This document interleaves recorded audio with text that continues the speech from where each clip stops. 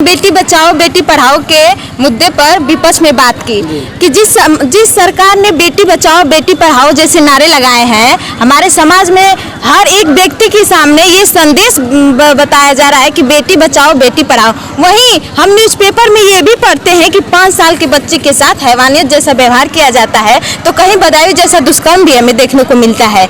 मैं कहना चाहूँगी कि बेटी बचाओ बेटी पढ़ाओ जैसे नारे से बेटियों पर लगा जख्म मिट नहीं सकता। नेहरू युवा केंद्र के द्वारा आज युवा संसद कार्यक्रम का आयोजन लूदर्स कॉन्वेंट स्कूल ने किया गया, जिसमें कॉन्वेंट स्कूल की छात्राओं ने सांसद की भूमिका निभाते हुए पक्ष और विपक्ष में तर्क दिया। इन छात्राओं ने शासन के द्वारा चलाई जा रही योजनाओं को अंतिम व्यक्ति तक कैसे पहुँचाया जाए को प्रस्तुत किया। जैसे कि हम सभी जानते हैं कि भारत सरकार द्वारा पोषण योजना तो चलाई जा रही है, लेकिन जो लोग हैं वो क्या करते हैं, मतलब पोषण के लिए राशन तो आता है, लेकिन लोग उसमें से बीच से राशन में या तो मिलावट कर देते हैं या तो उसमें कम दाम के राशन मिला देते हैं, जिससे जो बहुत हानियां होती है, जो पोषण की चीजें होती है वो मिलनी होती है, लेकिन वो तो वही विपक्ष के लोग शासन की योजना किन कारणों से अंतिम व्यक्ति तक नहीं पहुंच पा रही है, इसको लेकर अपने अपने तर्क रखे। और मैंने बेटी बचाओ बेटी पढ़ाओ पे उसके विपक्ष में अपना पक्ष रखा था, विपक्ष में मैंने बोला था। तो मेरा ये मानना है कि जब हमारे समाज में बेटियाँ जन्म लेती हैं तो और बेटे जन्म लेते हैं तो क्या फ़र्क होता है। बेटे जब जन्म लेते हैं तो ऐसा होता है कि उनकी पढ़ाई के लिए पैसे जुटाए जाते हैं, लेकिन जब बेटियां जन्म लेती हैं तो उनकी पढ़ाई के लिए ना जुटाकर उनकी विदाई के लिए पैसे जुटाए जाते हैं। तो ये हमारे समाज की बहुत बड़ी विडंबना है। और मैं सोचती हूँ कि जिस देश में गार्गी और झांसी की रानी जैसी महान नारियों ने जन्म लिया है, उस देश में बेटियों को उनके अधिकारों को दिलाने के लिए एक अभियान की ज़रूरत पड़ी। ये इससे शर्मसार कोई बात हो ही नहीं सकती। और मैंने कविता के माध्यम से इसको अपने बताया था कि उसमें कविता की कुछ लाइन्स है कि उठो छोड़ो मेहंदी खड़क संभालो खुद ही अपना चीर बचा लो। छोड़ो मेहंदी खड़क संभालो खुद ही अपना चीर बचा लो। दुत बिछाए बैठे सुकनी इज्जत सब लुट जाएंगे। उठो द्रौपदी वस्त्र संभालो अब गोविंद आएंगे। Thank you. इस युवा सांसद कार्यक्रम में जिलाधिकारी, पुलिस अधीक्षक, विधायक सहित तमाम लोग मौजूद रहे। इस दौरान जमानिया की विधायक सुनीता सिंह ने बताया कि ये बहुत ही अच्छा कार्यक्रम कराया गया। विचार चाहे जिसके मन में आया हो, क्योंकि आज के बच्चे जो कल के भविष्य और वह कल वही लोकसभा और विधानसभा में पहुँचते, और जब पहुँचते हैं पक्ष और विपक्ष बन के। जो मान प्रधानमंत्री जी मोदी दिए थे, मतलब की बेटी बचाओ बेटी पढ़ाओ, सब लोग कहते हैं बेटी बचाओ बेटी पढ़ाओ, कोई पालन करता है नहीं करता है।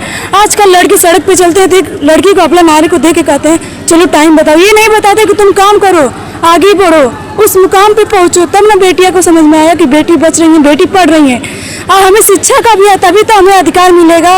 हमारे अपने अधिकार को समझ पाएंगे और उन अधिकारों के मुताबिक से हम उन ऊंचाइयों को भी छू सकते। विचारधारा चाहे कोई भी हो, लेकिन स्वस्थ एवं साफ सुथरी डिबेट होनी चाहिए। कई बार लोग फिसल जाते और अभद्र टिप्पणी भी करते। पक्ष में थी जिसमें मैं मतलब हमारे देश में हमारे पोषण को के लिए हमारी भारत सरकार ने क्या क्या योजना बनाई है। तो जैसे हमारी भारत सरकार ने एक पोषण अभियान योजना बनाई है, मातृ पोषण योजना बनाई, जिसके तहत जो महिलाएं होती है जब वो 6 महीने मतलब उनकी प्रस्तुति का समय होता है तो उसके अंतर्गत उन्हें 2000 की धनराशि दी जाती है, जिसके कारण वो अपने जो भी उनकी उपयोगी वस्तु है उसे खरीद सके। और तो और हमारी भारत सरकार ने मिड डे मील आदि योजनाएं चलाई हैं, जिससे हमारी देश लाभान्वित हो चुका है। इस के बारे में मैंने अपने पक्ष में अपने विचारों को प्रस्तुत। वह नहीं होनी चाहिए, इसे सुनकर हम लोगों को भी दुख होता है। इसलिए परंपरा आई है कि इस कार्यक्रम में जो बातें बच्चों को अच्छी नहीं लग रही थी, वह सोच रहे थे कि ऐसे विचार नहीं रखनी चाहिए। ये एक अच्छी परंपरा है जो आगे भी अनवरत चलना चाहिए। बहुत ही अच्छा कार्यक्रम कराया गया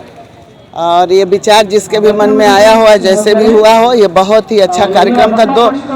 क्योंकि बच्चों के आने वाले भविष्य वो वही भविष्य लोकसभा और राज्य विधानसभा में पहुंचते हैं। और जब पहुंचते हैं तो जब पक्ष विपक्ष बन के विचारधारा कोई भी हो, लेकिन स्वस्थ और साफ सुथरी उसमें डिबेट होनी चाहिए। और कई बार लोग फिसल जाते हैं और ये अभद्र टिप्पणी भी कर लेते हैं, वो नहीं होना चाहिए। हम लोग को खुद ही दुख होता है इससे, इसलिए ये परंपरा आई है। तो बच्चे ज़रूर इस पे जो विचार यहाँ रखे जा रहे थे उसमें बच्चों को जो अच्छा नहीं लग रहा था तो वो सोच रहे थे कि ऐसे विचार नहीं रखने चाहिए। तो बहुत लड़कियों ने भी अच्छे विचार रखे और ये अच्छी परंपरा है कि भाई हम संसद और लोकसभा में जाएं। जो अपने विचार व्यक्त किए उसमें से किसका विचार जो आपको बहुत बेहतर लगा? मैं तो लेट थोड़ा आई थी, लेकिन एक यहीं की कृतिका या कुछ नाम था उसका, उसने बहुत अच्छे बेटी बचाओ पढ़ाओ पे विचार रखा था। बेटी बचाओ बेटी पढ़ाओ ऐसा मुद्दा है कि विपक्ष की उसमें कोई काम ही नहीं है, केवल ऐसे विचार है वो, और उस विचार का सम्मान होना चाहिए और हर घर तक पहुंचना चाहिए। लड़कियों ने, मैंने कहा है, आग्रह किया है कि इस बात को हर घर तक पहुंचाओ कि बेटी हमारे लिए क्या है, और बहुत अच्छे विचार रखे बच्चों ने। और और अब बात रखी गई, मतदान करना हमारा अधिकार है, और ये बहुत ही अच्छे मुद्दे यहाँ रखे गए।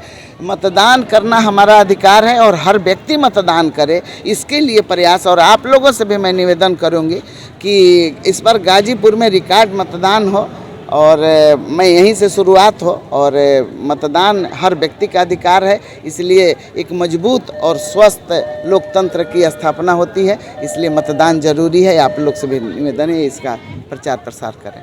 जय हिंद, जय भारत। बनाए रखेंगे तथा स्वतंत्र, निष्पक्ष एवं शांतिपूर्ण निर्वाचन की गरिमा को अक्षुण्ण रखते हुए फिलहाल इस खबर में बस इतना ही। कि हमारे माननीय अतिथियों से दीप प्रज्वलन कर पारंपरिक रूप से एक कार्यक्रम का औपचारिक शुभारंभ कराने का कष्ट करें। हमारे आप सब लोग दीप प्रज्वलन कर इसमें बहुत सारी योजनाओं का शुभारंभ किया है। वो योजनाएं गांव में आज भी नहीं पहुंच पा रही हैं और उनकी जानकारी नहीं है, तो इसलिए जनपद स्तर पर एक संसद का कार्यक्रम बनाया गया है। इसमें हमारे प्रभात कुमार जी बेटी बचाओ बेटी पढ़ाओ पे, दिलीप कुमार पांडे जी पोषण अभियान पे, और सविता सिंह जी